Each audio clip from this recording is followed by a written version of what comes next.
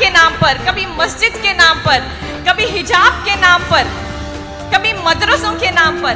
इनको हमारी मस्जिदों से, हमारे हिजाब से, हमारे खाने से या हमारे मदरसों से कुछ लेना देना नहीं है। इन्हें अगर से मसला है तो हमारी आइडेंटिटी से, हमारी शनाख्त से, जिसको ये मिटाने के लिए लाख कोशिश कर रहे हैं। लेकिन मैं इन हुक्मरानों की कठपुतलियों से ये कहना चाहती हूँ, तौहीद की अमानत सीने में है हमारे, आसान नहीं मिटाना नामो निशान हमारा। अब ये जान लो, ये लगातार ये नैरेटिव फैलाते हैं कि मुसलमान खवातीन जो है सप्रेस्ड और ओप्रेस्ड है। मैं उनसे ये भी कहती चलूँ कि कदम ब कदम इस नफरत की सियासत के खिलाफ हम हमेशा खड़े रहेंगे। ये जमाना हमें कमजोर नहीं कर सकता, ये फिस्ताई ताकतें हमें कमजोर नहीं कर सकती। मैं इन फिस्ताई ताकतों से ये कह दूं, तुम चाहे कितनी भी कोशिश कर लो, हमारे इन हौसलों को कमजोर नहीं कर सकते।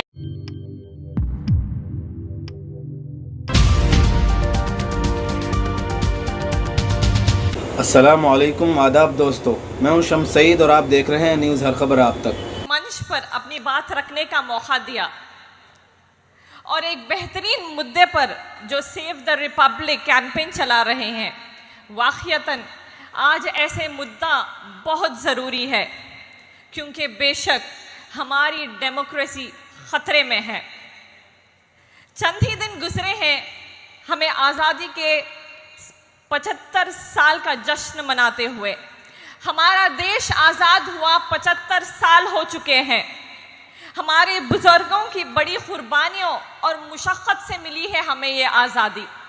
जितने भी फ्रीडम फाइटर्स थे, उन्होंने अपनी मुफाद के लिए नहीं लड़ी थी ये लड़ाई, बल्कि हिंदुस्तान की बेहतरीन मुस्तक़बिल के लिए ये आज़ादी की लड़ाई लड़ी गई थी।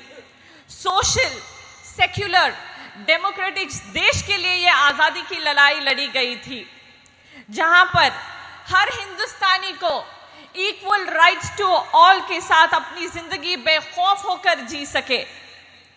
मैं आप सबसे और अपने आप से ये सवाल पूछना चाहती हूं, क्या हम सच में आज़ाद हैं? आज जो हालात है हमारे इस देश में, इन फिस्ताई सोच रखने वाले हुक्मरानों ने हमें मजहब के नाम पर बांटकर अपनी सियासत को मजबूत कर रहे हैं। मैं पूछना चाहती हूं, क्या हम सच में आज़ाद हैं? हमसे हर कोई चीज छीनी जा रही है। सच बोलने की आज़ादी छीनी जा रही है, हक पूछने की आज़ादी छीनी जा रही है, खाना खाने की आज़ादी छीनी जा रही है, यहाँ तक कि क्या पहनना है उसकी आज़ादी तक छीनी जा रही है। फिर हम क्या सच में आज़ाद हैं? हमारी सोसाइटी को आज कमज़ोर, बहुत कमज़ोर किया जा रहा है कि वो सवाल पूछने से डरते हैं, एहतिजाज करने से ये डरते हैं। मैं इन फिस्ताई ताकतों से ये कह दूं, तुम चाहे कितनी भी कोशिश कर लो, हमारे इन हौसलों को कमज़ोर नहीं कर सकते। मैं ख़ास करके अपने बहनों से ये कहना चाहती हूँ कि आबादी बानू, जिसे हम बी अम्मा के नाम से जानते हैं, उनकी कुर्बानियों को याद करें कि किस तरीके से उन्होंने अपने दोनों बेटे शौकत अली और मोहम्मद अली के साथ आज़ादी की लड़ाई लड़ी थी। ये मुसलमानों में पहली औरत थी जिसने बुर्का पहनते हुए आज़ादी की लड़ाई में शामिल हुई थी। इस दौर में भी हमारे दरमियान ऐसी दलेर ख़वातीन माएँ मौजूद है, जैसे रांची में गुस्ताख रसूल के एहतजाज के दौरान एक 16 साल के नौजवान लड़के को पुलिस ने गोली मारकर हत्या कर दी। जब वो माँ से जाकर पूछते हैं उस बेटे के बारे में, तो वो कहती है कि मुझे फ़ख्र है मेरे बेटे पर कि उसने जालिमों के जुल्म के खिलाफ आवाज़ उठाई और शहादत हासिल कर दी। जब तक हमारे मुल्क में ऐसी माएँ जिंदा है, हमारे हौसले और बुलंद और जिंदा होंगे। हमें अगर इस देश में डेमोक्रेसी को जिंदा रखना है तो सवाल पूछना जरूरी है एहतजाज करना जरूरी है। ये हमारा फंडामेंटल राइट है। ये राइट हमें हमारा संविधान जो डॉक्टर बाबा साहेब अंबेडकर ने हमें दिया है। हमारा देश जो दुनिया की सबसे बड़ी डेमोक्रेसी है, आज उसी कॉन्स्टिट्यूशन को ये फिस्ताई ताकतें कमजोर और बदलने की कोशिश कर रही है। हमारा ये देश किसी एक की जागीर नहीं है, ये सबको बराबरी का हक देता है। सभी का खून शामिल है यहाँ की मिट्टी में, किसी के बाप का हिंदुस्तान थोड़ी है। ये देश सबका था, सबका है और सबका रहेगा। हम हमारे कॉन्स्टिट्यूशन में किसी किस्म की मुदाखलत कतई भी बर्दाश्त नहीं करेंगे।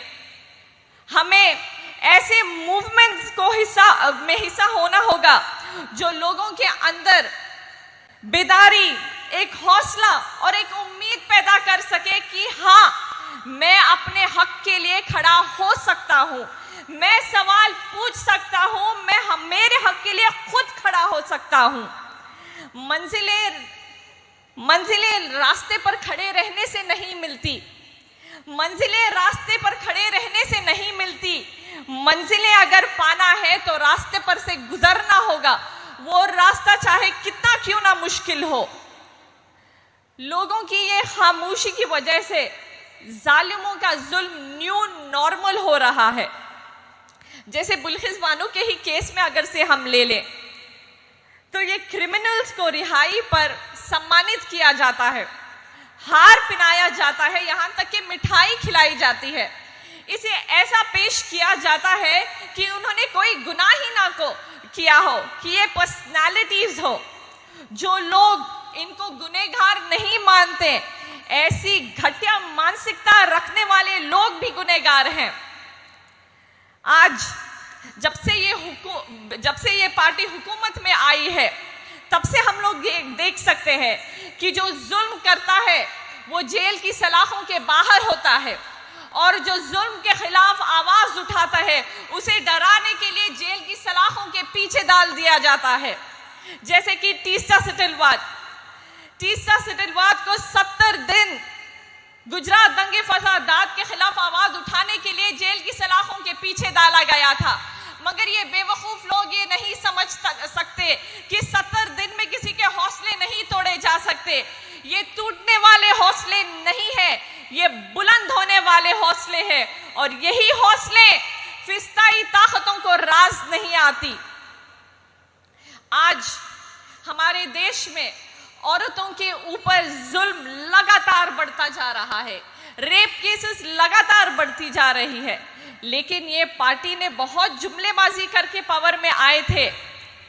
औरतों के सम्मान में बीजेपी मैदान में, ये फिर उनका जुमला गलत हो गया। उन्हें एक्चुअली कहना चाहिए था औरतों के सम्मान में बीजेपी मैदान में नहीं, रेपिस्ट को बचाने में बीजेपी मैदान में, वो चाहे उन्नाव हो, कठुआ हो, हाथरस हो या गुजरात ही क्यों ना हो।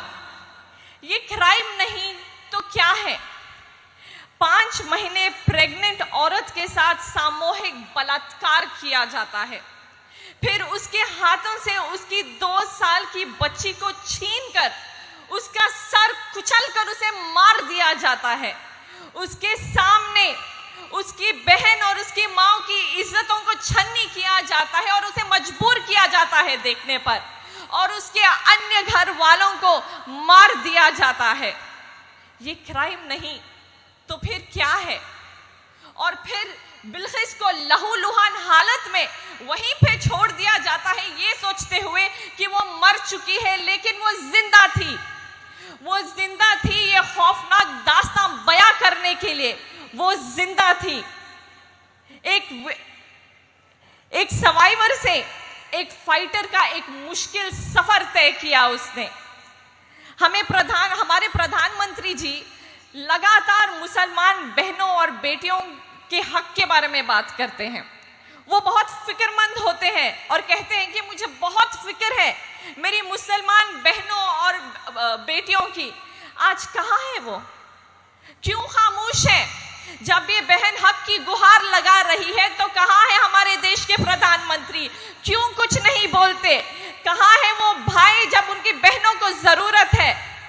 बेटियां सिर्फ कहने से नहीं बचती, और खास करके जब वो माइनॉरिटीज और मुसलमान की बेटियां हो तो हमारे प्रधानमंत्री जी मौन व्रत धारण कर लेते हो जैसे कि कुछ हुआ ही ना हो। अब हाल ही में उत्तर प्रदेश के लखीमपुर में 2 दलित बच्चियों के साथ इज्जत लूटी गई, फिर उनके साथ गला घोट कर मार कर झाड़ों पे उनकी लाशों को लटका दिया गया, मगर फिर भी एक आवाज नहीं, कुछ भी नहीं। बेटी बचाओ कह देने से बेटियां नहीं बचती। बेटियों को बचाने के लिए उन जालिमों को खिलाफ सख्त से सख्त सजा देनी चाहिए, ना कि उनको रिहा करके, वो चाहे कितने क्यों ना संस्कारी हो। ऐसे में ऐसी सूरत हाल में मैं सलाम करती हूँ बिल्किस बानो के जज्बे और हौसले को कि इतने जुल्म और इतने साजिशों के बाद भी वो अपने हक के लिए खड़ी रही। अब ये हमारी जिम्मेदारी है, खास करके हम तमाम औरतों की ये जिम्मेदारी है कि और एक बिल्किस हमारे मुल्क में ना हो, और एक बिल्किस के साथ ऐसा जुल्म कभी ना दोबारा रिपीट हो जिससे हमारा मुल्क फिर से शर्मसार हो। हम औरतों को एक अहम किरदार निभाना है। ये किरदार नफरत के ठेकेदारों के खिलाफ, जिनका जिंदगी का मकसद बस यही है कि किस तरीके से माइनॉरिटीज पर जुल्म किया जाए, उनका जीना हराम किया जाए, कभी गाय के नाम पर, कभी मस्जिद के नाम पर, कभी हिजाब के नाम पर, कभी मदरसों के नाम पर। इनको हमारी मस्जिदों से, हमारे हिजाब से, हमारे खाने से या हमारे मदरसों से कुछ लेना देना नहीं है। इन्हें अगर से मसला है तो हमारी आइडेंटिटी से, हमारी शनाख्त से, जिसको ये मिटाने के लिए लाख कोशिश कर रहे हैं। लेकिन मैं इन हुक्मरानों की कठपुतलियों से ये कहना चाहती हूँ, तौहीद की अमानत सीने में है हमारे, आसान नहीं मिटाना नामो निशान हमारा। अब ये जान लो, ये लगातार ये नैरेटिव फैलाते हैं कि मुसलमान खवातीन जो हैं सप्रेस्ड और ओप्रेस्ड है। मैं उनसे ये भी कहती चलूं कि कदम ब कदम इस नफरत की सियासत के खिलाफ हम हमेशा खड़े रहेंगे। ये जमाना हमें कमजोर नहीं कर सकता, ये फिस्ताई ताकतें हमें कमजोर नहीं कर सकती। हमें हर चीज नजरअंदाज कर देने की आदत हो चुकी है, और इसी की वजह से नफरत की सियासत को बढ़ावा मिल रहा है। हम भूल जाते हैं हमारे ऊपर हुए जुल्म को, नोटबंदी के वक्त की कतार में ठहरा रहना हम भूल जाते हैं। हम भूल जाते हैं कोविड के वक्त गंगा पर तैरती हुई लाशों को। हम भूल जाते हैं नेशनल लॉकडाउन की वो तकलीफें। हम भूल जाते हैं किसानों की वो खुदकुशियां। हम भूल जाते हैं उन माओं के आंखों से गिरते हुए आंसू जिसने अपने जवान बच्चों को खो दिया। हम भूल जाते हैं आसिफा पर हुए जुल्म को। हम भूल जाते हैं रात के अंधेरों में छुपते छुपाते लाशों, जलती हुई लाशों को। हम भूल जाते हैं माओं की इंतजार की आंखें, जिनके अनगिनत बच्चे, बेगुनाह बच्चे जेल की सलाखों के पीछे हैं। हम भूल जाते हैं। लेकिन हमें ये सब याद रखना होगा ताकि इस जुल्म के खिलाफ अपनी आवाज को हम बुलंद कर सके। हम ये समझते हैं कि जो बुरे हालात इस देश में गुजर रहे हैं, इसके खिलाफ लड़ने और आवाज उठाने के लिए हमें कोई मसीहा बचाने आने वाला है। तो ये जान लो, हमारी हिफाजत और हक के लिए, हमारे जुल्म के खिलाफ लड़ने के लिए हमें खुद ही को खड़ा होना होगा। हम लोग आज अगर इस जुल्म के खिलाफ आवाज नहीं उठाएंगे तो हमारी आने वाली कई नस्लें हमें इसके लिए कभी माफ नहीं करेगी। अगर आज हम खामोश रहे तो आने वाली कई नस्लों को खामोश रहना पड़ेगा। सर झुका के जियो, ना मुंह छुपा के जियो। सर झुका के जियो ना मुंह छुपा के जियो, सितमगर की नजरों से नजरें मिलाकर जियो। हम अगर 2 दिन कम जिए तो इसमें हैरत क्या, हम इनके साथ थे जो शम्मा जला के जिए। मैं इस उम्मीद के साथ अपनी बात को मुकम्मल करना चाहती हूँ कि मुल्क भर में जहाँ कहीं भी जुल्म हो, उस जुल्म के खिलाफ अपनी आवाज़ बुलंद करने और रोकने के लिए हम खवातीन पहली सफ में इंशाल्लाह खड़ी रहेंगी। इस वीडियो में इतना ही। आगे फिर मुलाकात होगी आपसे किसी ऐसी ही खबर के साथ। अंत में हमारा आपसे निवेदन है कि आप हमारे इस चैनल को लाइक करें और शेयर करें और सब्सक्राइब करें, और इस तरह की वीडियोस और ताज़ा अपडेट के लिए हमारे फेसबुक पेज हर खबर आप तक को भी ज़रूर लाइक और फॉलो कीजिएगा, ताकि वो खबरें आप तक पहुँचती रहें जिनको गोदी मीडिया नहीं दिखाता है। और हमें दीजिए इजाज़त। जय हिंद, धन्यवाद दोस्तों।